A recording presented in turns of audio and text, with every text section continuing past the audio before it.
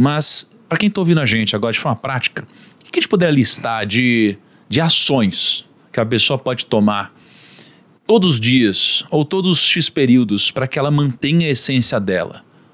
Vamos pegar uma listinha aqui.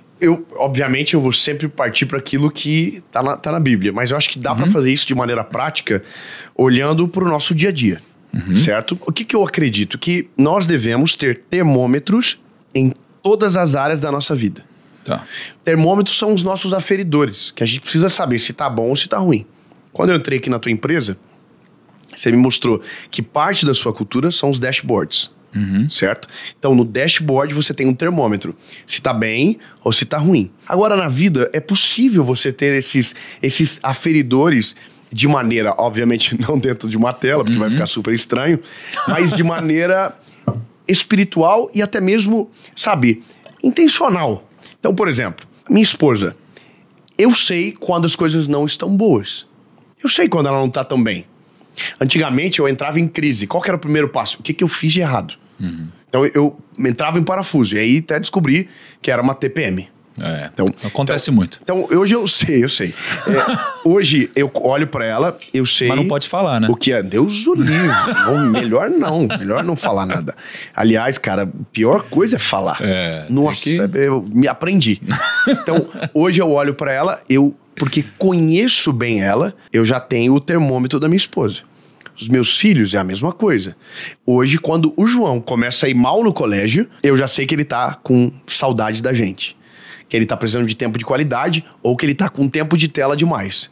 Dentro da minha vida espiritual, se a minha dificuldade de construir um raciocínio bíblico para uma mensagem que eu vou pregar, ela não flui com a mesma naturalidade que flui, a minha vida com Deus deve estar com problema.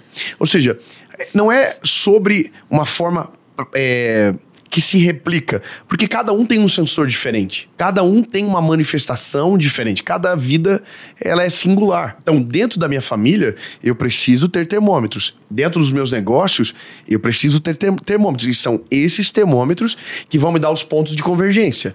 Então, dentro daquilo que eu faço, eu sei exatamente quando eu tô bem e quando eu tô mal. Mas, David, deixa eu perguntar uma coisa pra gente refletir mais aqui sobre isso. Você não acha que isso pode acabar nos levando, às vezes, para uma análise superficial do que está acontecendo? Por quê? Porque imagina o seguinte, alguém que perde a sua essência, então imagina assim, eu tô aqui ralando, tô me matando de trabalhar e tal, tá doendo.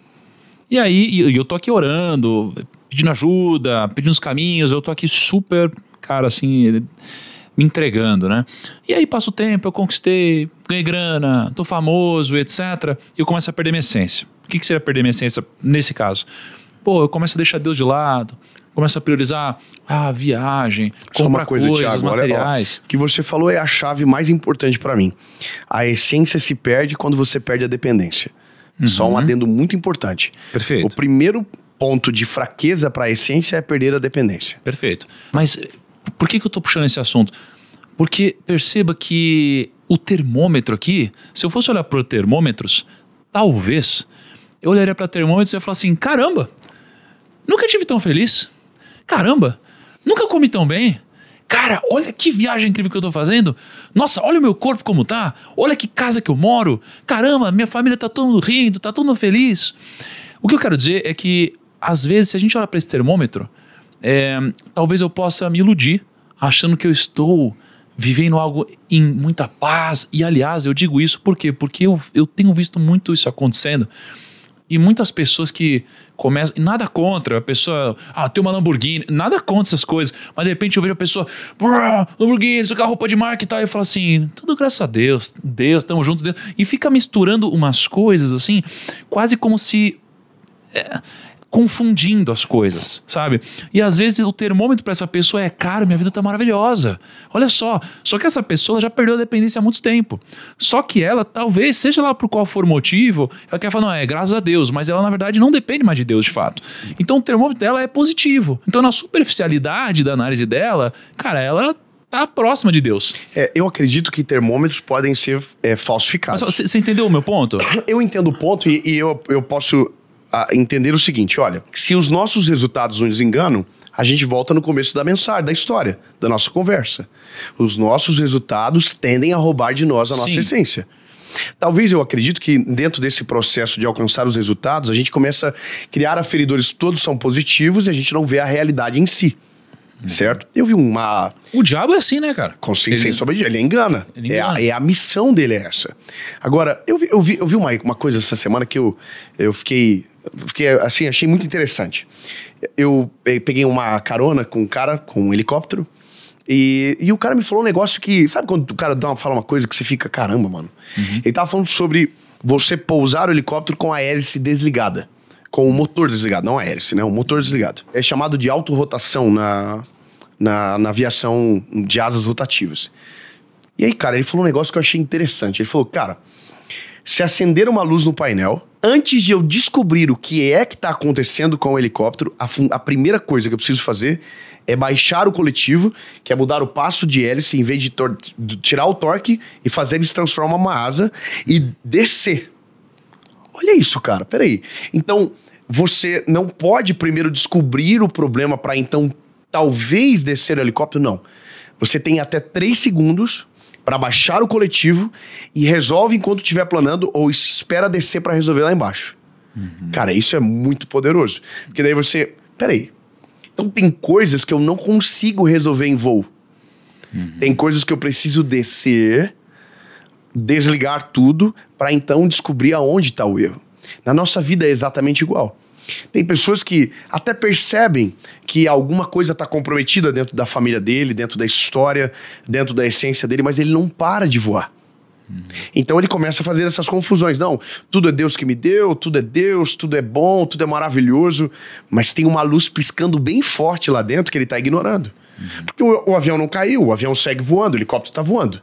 Então eu não preciso descer. E esse é o maior problema. Porque o cara falou um negócio pra mim. Ele falou, se você não faz nos primeiros 3 segundos, por conta do arrasto que é muito forte, você não vai conseguir mais planar depois. Então você vai cair sem planar. E esse é o pior tipo de queda para aviação. Resumindo, quando a gente olha para dentro da nossa vida, quando a gente faz uma análise, que o apóstolo Paulo vai dizer, olha, examine o homem a si mesmo. Olhe para dentro de si. E aí aqui é um contexto de ceia para que não coma nem beba para sua própria condenação. Ele está falando para que você não siga fazendo algo que é perfeito como se você tivesse tudo bem. Não. Refreie e volte lá atrás. Então a mesma coisa é a gente, cara. Eu acho que esse processo de análise, ele é um processo diário. Todos os dias a gente olhar para esses aferidores, mas também olhar para aquilo que está lá dentro. Para aquilo que não tem como ter um termômetro claro. Sabe? E conversar sobre isso. E para que isso seja uma realidade fácil, a gente precisa de pessoas de confiança perto de nós. Que a gente possa abrir o coração. A gente precisa de um casamento saudável, para que a gente possa sentar, olhar um no olho e dizer, o que está de errado? O que a gente pode melhorar? O que a gente pode fazer melhor? Sim. Então, meio que não dá para ser tão prático quando o resultado talvez seja tão subjetivo. Mas dá para você ser intencional e encontrar essas falhas. Porque quanto antes a gente encontra, melhor mais fácil a gente resolve. Sim. O problema é que quando você não faz isso em tempo, a queda é iminente. A queda é muito dolorida. Porque o problema, depois da queda, é porque tem um prejuízo, claro. Tem algo que fica. Tem um marco de falta de confiança que se estabelece em você também. Sim. Entende? Então, a maioria das pessoas que fingem que tá tudo bem é porque calcularam também o risco e é melhor esconder do que talvez contar a verdade. Sabe? É melhor. Só que a hora que cair, não vai ter mais o que fazer. Sim. Entendeu? Então, esse resgate da essência, eu acredito que ele é diário. Você sabe que uma reflexão sobre a essência complexa para mim é sobre Abraão, né, cara? Porque Abraão, o pai da fé... Sim. Ele é o pai da fé.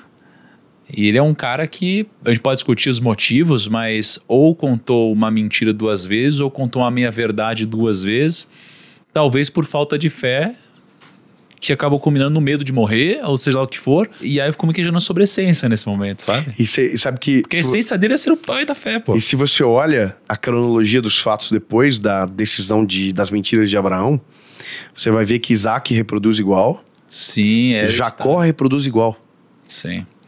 É muito doido, porque aí você começa a entender também que algumas coisas são impregnadas em nós a partir daquilo que os nossos olhos viram dentro da nossa casa. Sim. Então hoje você não é mais responsável só pela tua essência. Você é responsável pela essência dos teus filhos. Porque você está introduzindo neles uma cultura, você está introduzindo neles uma versão de você. Ou melhorada, ou piorada. As buchas que você não resolveu vai passar adiante. Vai passar. Né, uma coisa que eu sempre digo é que o que você cura na tua geração, os teus filhos não vão sofrer pela mesma dor. E não vão chorar pelo mesmo motivo. Exatamente.